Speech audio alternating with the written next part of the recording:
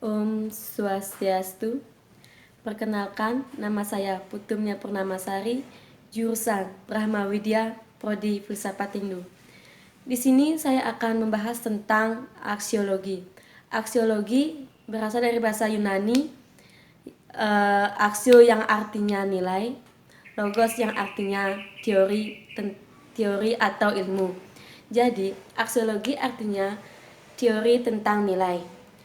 Nilai yang dimaksud adalah suatu yang dimiliki manusia untuk melakukan berbagai pertimbangan atau peraturan nilai yang diperoleh. Di sini ada beberapa definisi tentang aksiologi. Yang pertama, aksiologi di dalam bukunya Jujun S. Surya Sumantri, Filsafat Ilmu, sebuah pengantar populer, bahwa aksiologi diartikan sebagai nilai yang berkaitan dengan kegunaan dari pengetahuan nilai yang populer. Yang kedua, itu ada menurut Bramer.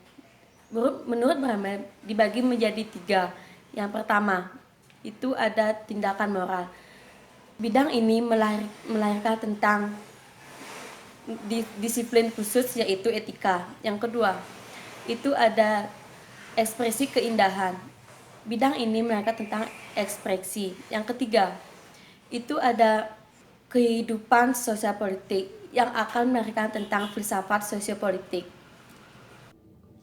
Om Swastiastu. Perkenalkan, nama saya Nioyan Selina Dewi, berasal dari Prodi Filsafat Hindu jurusan Brahma Widya.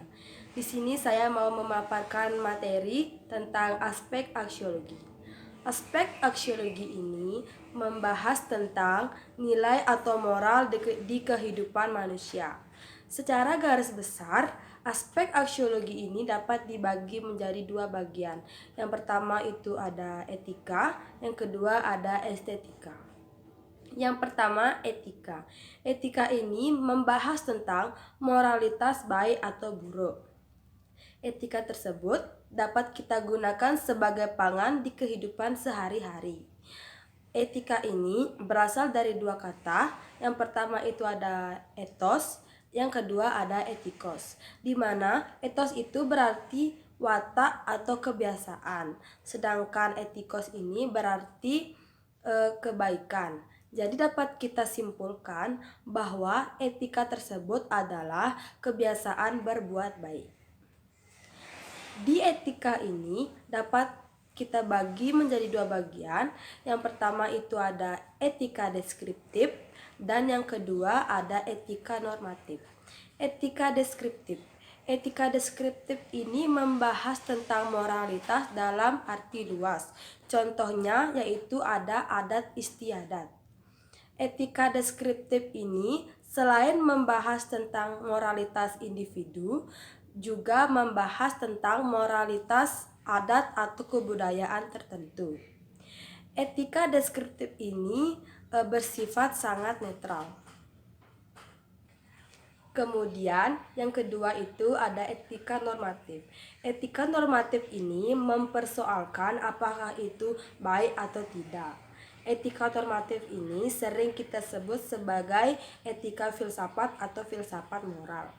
Di etika normatif ini terdapat 2 teori. Yang pertama itu ada teori-teori dan yang kedua ada teori keharusan.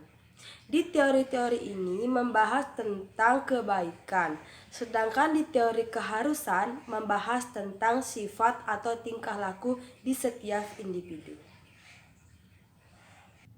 Kemudian yang kedua itu ada estetika, di mana estetika ini adalah salah satu cabang filsafat yang mempersoalkan tentang seni atau keindahan. Estetika ini berasal dari bahasa Yunani yaitu estetis, yang berarti pencerapan indrawi. Secara luas, estetika ini dapat didefinisikan sebagai refleksi kritis tentang seni, keindahan, budaya, dan alam. Estetika ini dapat dibagi juga menjadi dua bagian. Yang pertama itu ada estetika deskriptif, yang kedua ada estetika normatif. Di mana estetika deskriptif ini menguraikan tentang fenomena-fenomena yang ada, menguraikan tentang pengalaman, dan menguraikan tentang keindahan. Dan yang kedua ada estetika normatif. Estetika normatif ini mempersoalkan dan menyelidiki hakikat dasar dan ukuran pengalaman keindahan. Swastiastu. Perkenalkan, nama saya Gede Indrani Sastra, jurusan Brahma Widya, prodi Filsafat Hindu semester 1.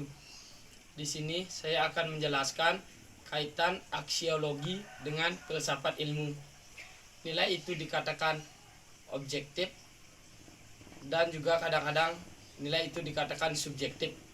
Dikatakan objektif jika nilainya tidak tergantung pada subjektif atau kesadaran yang menilai. Tolak ukur suatu gagasan berada pada objeknya, bukan berada pada subjeknya. Kebenaran tidak tergantung pada kebenaran, melainkan pada objektivitas fakta. Kesadaran manusia menjadi tolak ukur suatu penilaian. Berarti di sini subjektivitas memperhatikan berbagai pandangan